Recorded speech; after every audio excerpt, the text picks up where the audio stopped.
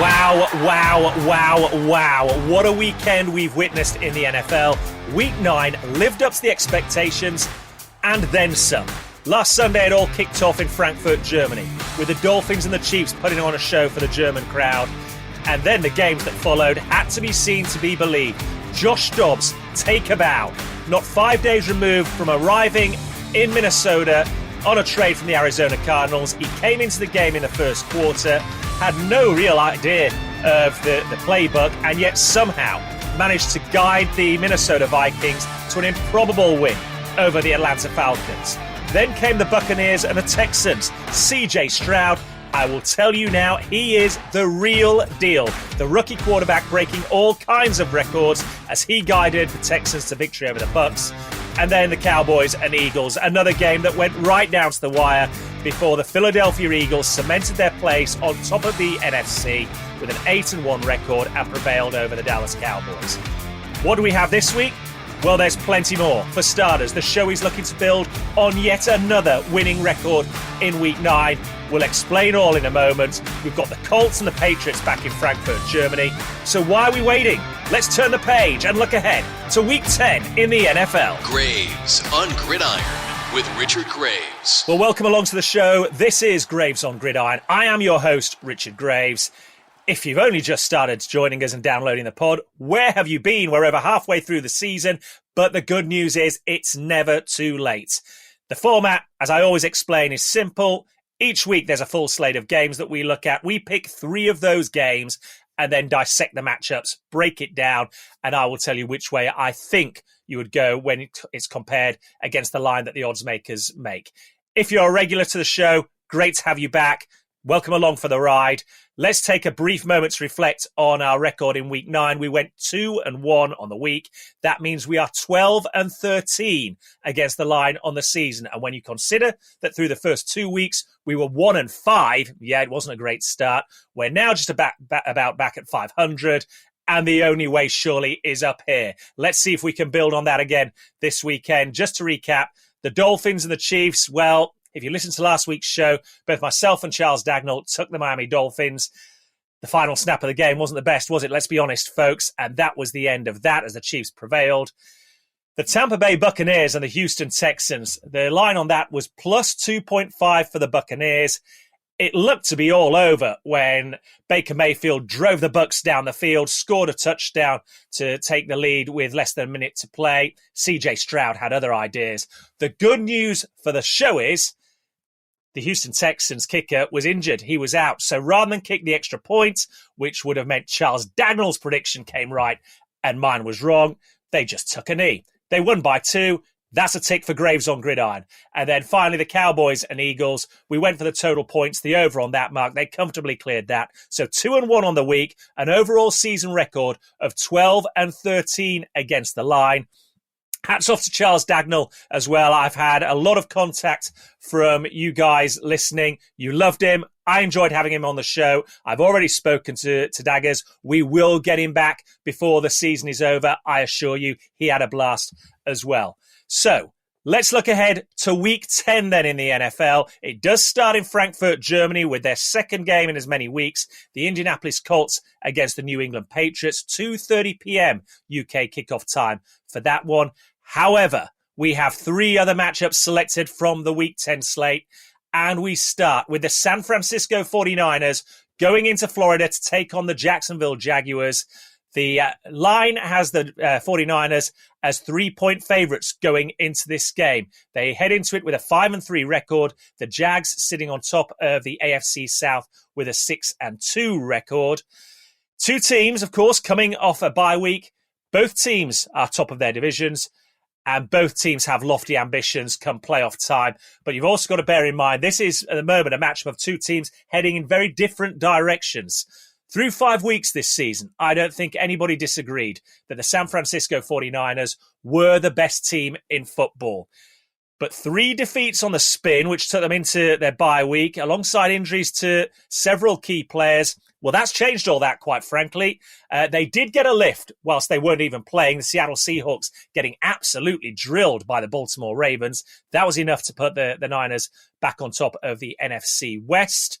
There is hope this weekend. I believe that veteran left tackle Trent Williams will return to protect Brock Purdy's blind side. That would be a huge boost for the San Francisco 49ers if that were to happen.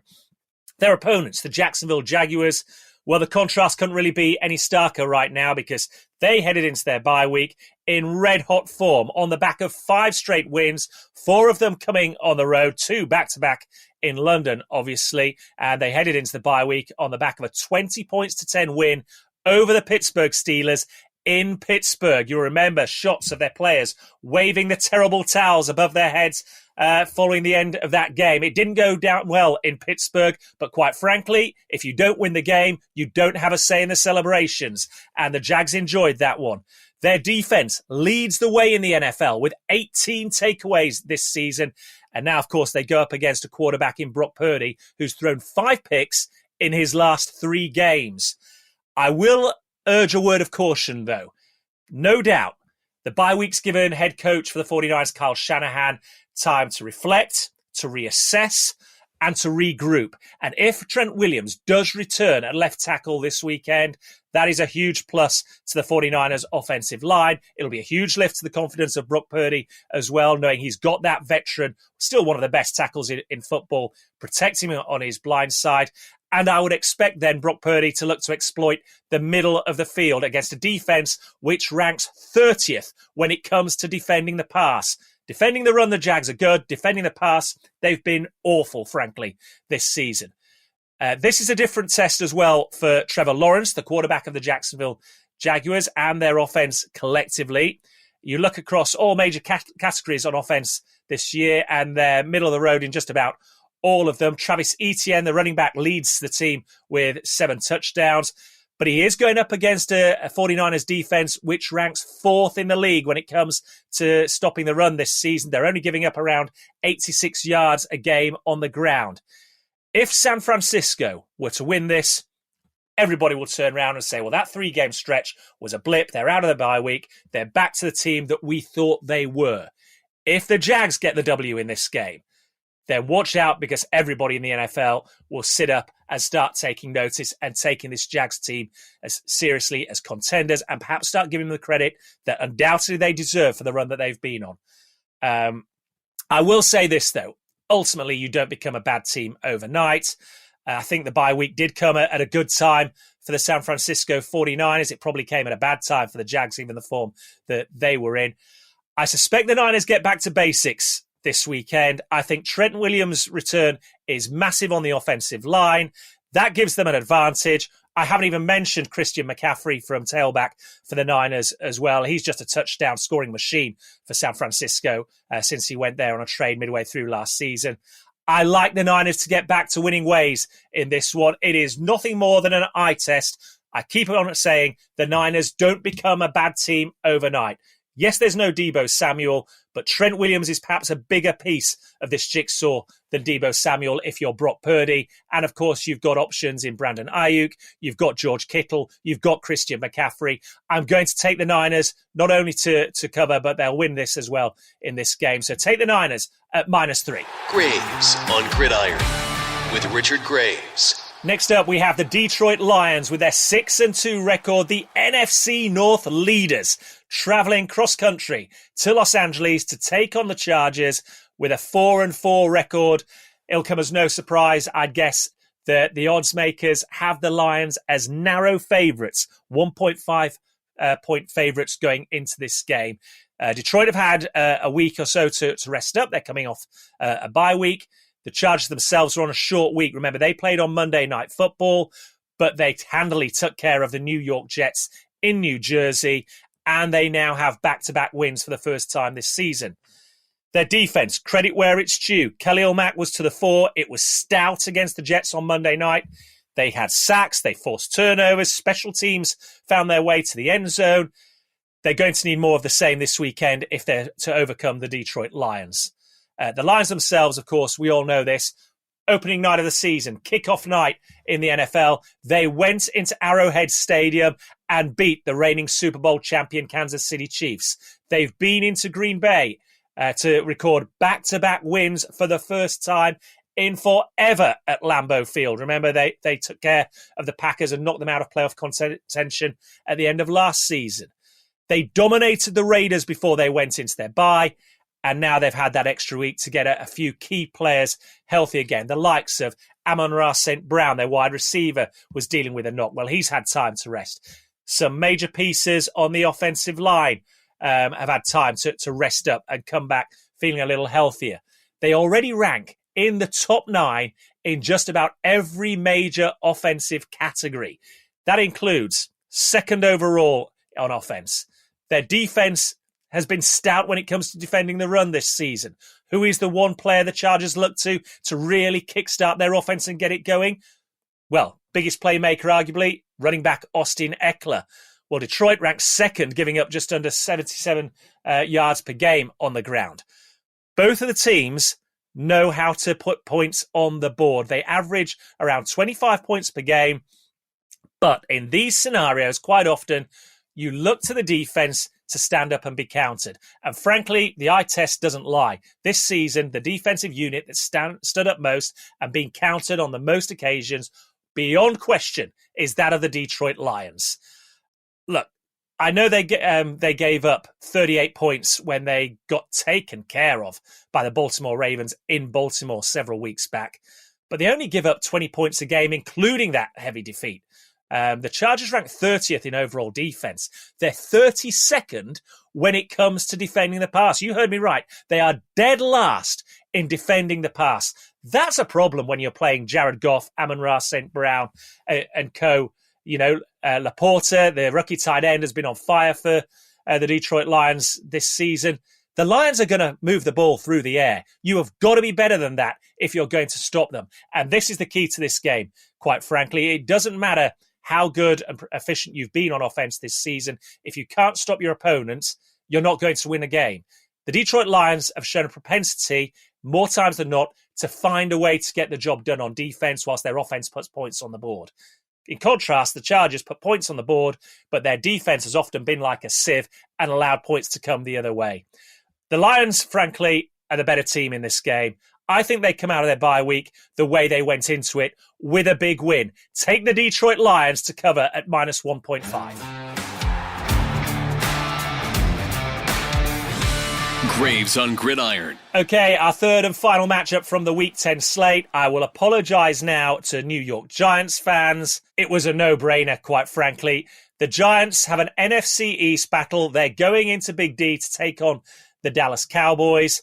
If I tell you straight up that the odds makers have Dallas not just as favourites, but blowout favourites, 16.5-point favourites going into this game, that seems like a massive spread in an NFL league that's based on parity. I don't think it's enough, and I'm going to tell you why. The Giants have a 2-7 record. The Cowboys 5-3 on the back of that defeat in Philadelphia last weekend. And I will start by asking the question, could the season get any worse for the New York Giants? No, I don't think it could. It might, though. They were hammered 30-6 on the road by the Las Vegas Raiders last weekend. Remember, this is a Raiders team that had just fired their general manager and head coach. And to rub salt into the wound, the interim head coach for the Raiders is a Super Bowl winning former New York Giants player, Antonio Pierce. That game got worse when they lost quarterback Daniel Jones for the season. He's got a torn ACL. He's gone. And now they don't have the luxury of going to play back on home turf. They're back out on the road against a divisional rival. And it's a divisional rival in the Dallas Cowboys that drilled them 40-0 on the opening weekend of the season at MetLife Stadium. And they probably have a chip on their shoulder because of the fashion in which they lost to the Philadelphia Eagles last weekend. What does it mean? Well, it means, first of all, that we can expect to see undrafted rookie quarterback Tommy DeVito starting for the New York Giants this weekend. He has 27 total pass attempts in the National Football League to his name. He's completed 17. He's thrown for 1 touchdown. He's thrown 2 interceptions. Their best offensive lineman, Andrew Thomas, he is out of this game with a hamstring injury. Their top tight end, Darren Waller, similarly has a hamstring injury. And now DeVito's got to face one of the best passing units in the NFL. Well, Dallas are 5-3 this season, but they are 11-0 when playing at home in a run stretching back to the start of 2022. While their offense averages 27 points a game, that's third in the NFL this season. When they're playing at home, in the 3 games they've played this season, listen to this, they've scored 30, 38, and 43 points against the New York Jets, the New England Patriots, and the LA Rams, respectively. Contrast that with the New York Giants offense, which is dead last in scoring this season. They average just a meager 11.2 points per game. They're last in passing offense, last in total offense. Folks, this is a mismatch. That's why when you look at the line and you say, wow, that's a big line, I don't think it's big enough. We can expect the Giants to lean on veteran running back Saquon Barkley and let's get a run game going in order to try and keep this game tight. It's the 13th best in the NFL, the New York Giants run offense. They average 113.9 points per game. But if they fall behind in this game early, that likely puts pressure on Tommy DeVito to make plays, and that's when this Dallas defense comes into its own. Look, folks, it's a scenario we've already seen in Dallas this season. Week 2, the New York Jets went into Dallas. They tried to have a run game. They couldn't get it going. They fell behind early. That game got ugly and it got out of hand fast. It didn't go well for Zach Wilson. I don't think it goes well for Tommy DeVito this weekend. This, in fact, may be even worse. Without hesitation, take the Dallas Cowboys to win. Take them to cover in a blowout at minus 16.5 points. Okay, let's recap the 3 games from the Week 10 slate. First of all, we have the 49ers going into Jacksonville to take on the Jags. Take the Niners to cover at minus 3. Then it's the Detroit Lions traveling to the LA Chargers. Take the Lions to cover at minus 1.5. Before finishing in Dallas, Texas, the Giants are at the Cowboys. Take the Cowboys to win in a blowout at minus 16.5 points. As we always say, remember, first and foremost, this is about fun. Enjoyment of the Sunday action in the NFL. Bear that in mind. I always love hearing from you guys as well, so hit me up on X at Richard Graves 1, Instagram RDG Media UK, Graves on Gridiron on Facebook, or if you prefer to read about the 3 matchups we've selected this weekend, go to rdgmedia.uk, click on that Talking Sport tab, and there you will see Week 10 in the NFL, overcoming the odds, 3 games to watch. A reminder of the poll that we put out on X on Monday morning. We asked you which matchup you thought was the best from the Week 9 slate, and it was a close one. In fact, you came up with a tie, picking the Eagles' victory over the Cowboys and Texans over the Buccaneers. 28% of the votes went to those 2 matchups, ahead of the Vikings beating the Falcons and the Ravens over the Seahawks. Over 1,000 people interacted with that poll, so make sure you look out for it at Richard Graves 1 Monday morning. There'll be another one going up. Cast your vote there, and I'll read out the results next week. But for now, let's look ahead to the Week 10 slate of games. It's been a blast as always. Join me again for Week 11 when we look ahead to another week of NFL matchups. But for now, it's so long, everybody. Subscribe to Graves on Gridiron wherever you listen to podcasts. And keep up to date with the latest on Twitter. Search for Richard Graves 1. That's Richard Graves, the number 1.